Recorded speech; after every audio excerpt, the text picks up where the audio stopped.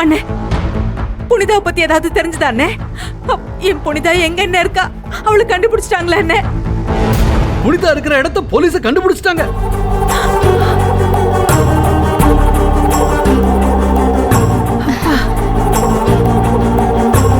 நாம சந்தேகப்பட்டது சரியா போச்சு. அந்த படுபாவி பைய கபிலன் தான் நம்ம பொண்ணை கடத்திட்டு போயிருக்கிறான்.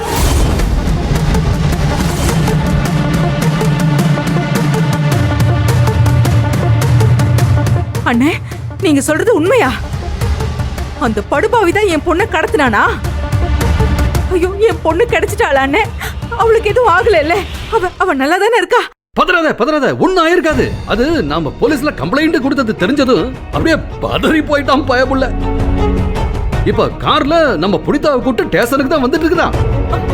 இன்னைக்கு அவனை 1ல 2 பாத்துறேன். அண்ணே, நீங்க புனிதாவை பத்திரமா வீட்டுக்கு கூட்டிட்டு வந்துருங்கண்ணே. என்னம்மா இது? இதெல்லாம் நீ சொல்லணுமா? ஏமா, அண்ணன் இருக்குல்ல, நம்ம வீட்டு பொண்ணுமா, ஏன் மருமவ, நான் பாத்துக்கிறேன், நீ கவலைப்படாத.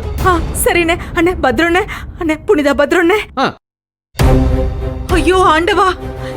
அப்பா, ஏங்க, எங்க அண்ணன் என்ன சொன்னாருன்னு கேட்டீங்கல்ல? இப்ப என்ன சொல்றீங்க? அந்த கபிலனை பெருசா நல்லவன் நல்லவன் தலையில தூக்கி வச்சு ஆடுனீங்கல்ல? இப்ப அந்த நல்லவன் பண்ண காரியத்தை பாத்தீங்களா? இத பாரு, இப்பவும் சொல்றேன், கபிலன் ரொம்ப நல்லவன். இங்க பாரு, அந்த பையன் இந்த காரியத்தை பண்ணிருக்க மாட்டான். அப்படியா?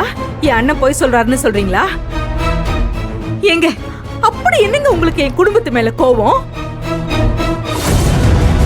என்னடா ஏன் குடும்பம்னு பிரிச்சு பேசுறாளேன்னு பாக்குறீங்களா? உங்களுக்கு தான் என் அண்ணன் குடும்பம் பிடிக்கலையே. அதான் நாங்க என்ன சொன்னாலும் உங்களுக்கு நம்பிக்கையே வர மாட்டேங்குதே.